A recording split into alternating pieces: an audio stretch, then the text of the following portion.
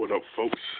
I'm back once again doing another video game review, and this time I'm reviewing the game Metroid Fusion for the Game Boy Advance. And like timeline-wise, the plot of Metroid Fusion is the last one in the series, and you begin the game by with the cutscene of Samus escorting a group of either scientists or troops from the Galactic Federation, and where they find this particular creature, and Samus destroys this creature with a missile, but it turns out to be an X-Parasite that attacks Samus, and when the X-Parasite after the X-Parasite attacks her, she feels no immediate side effects from it. But like after she goes into her gunship, she like passes out, going to a coma because of it, and the Galactic Federation pretty much finds her ship crash, and they rush her to their sick day, where they remove the parts of her power suit, and they pretty much inject her with the DNA of the baby Metroid to save her life. And after those two things are done, she pretty much comes out of the coma, where she finds out that the power suit that was left on her fused with her, and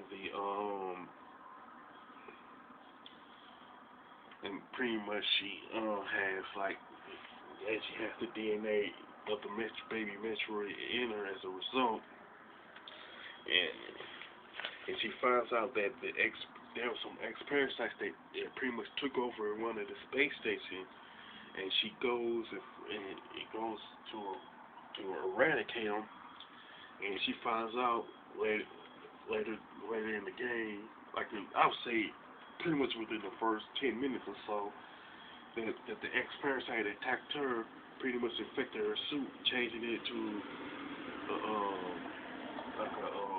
a clone. Pretty much this X-Parasite ended up being a clone of Samus herself, because the X-Parasite pretty much mimics the host, pretty much. And because of there is one flaw with them injecting Samus with the X-Parasite, not the X-Parasite, but the baby Metroid's DNA, is that the Metroids don't like the cold environment, so you can't fight the X-Parasite, because pretty much the XAS, pretty much, because he's armed with the ice beam, and pretty much this particular game is more linear than it's one of the more linear Metroid games. So why I say a big deal is because Metroid is pretty much known for its non-linearity, and backtracking is kind of limited because of it. Now, with that being said, you could instead of grabbing items and weaponry from a Chozo statue, you pretty much have to get items and weaponry from either downloading from a computer terminal, or defeating one of the bosses, which in reality are X-Parasites. So those are the two main ways you can get them, and then you can pretty much go for the other sections, like like Samus mentions at one point in the game that the mainframe pretty much reminds her of her old that died, of Malkovich. Of course you defeat the face and defeat. No, what happened to the SAS is that it get over overtaken by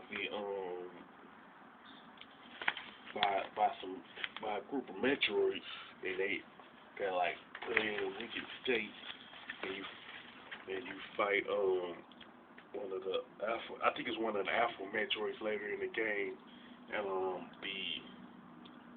it what it like wounds. It pretty much it kind of almost takes you out with one hit because you're left with one unit of health left. And out of nowhere, the SAX like saves you in the nick of time, just like the baby Metroid did in Super Metroid, and that SAX pretty much gives you all the powers that you had before. Now, with this particular game, I can honestly say that the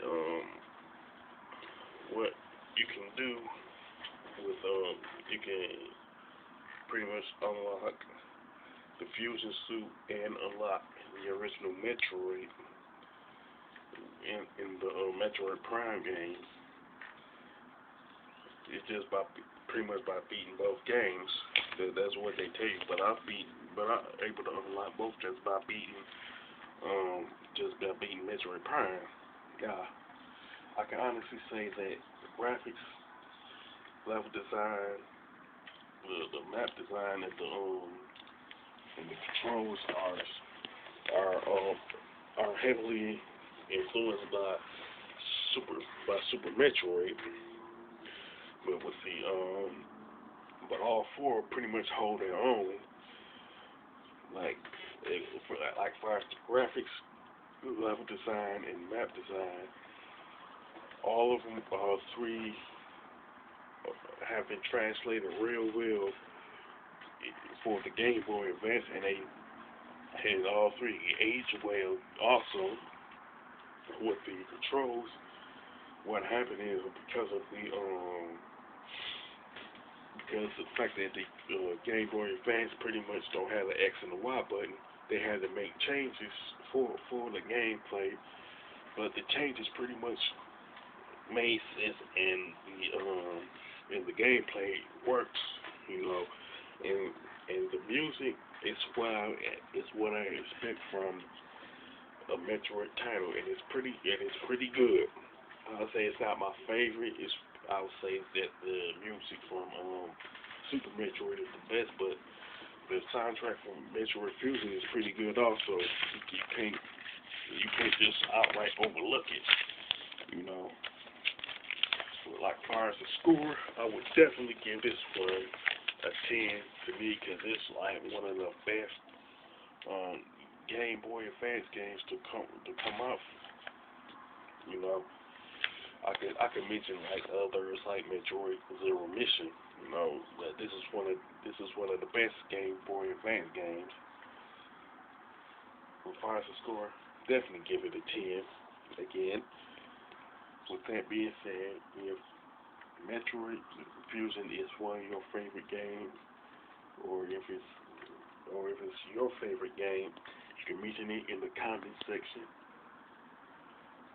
Or if you like this video, don't hesitate to thumbs it up, and don't forget to subscribe. This is your boy Big Metroid Fan 12 signing off.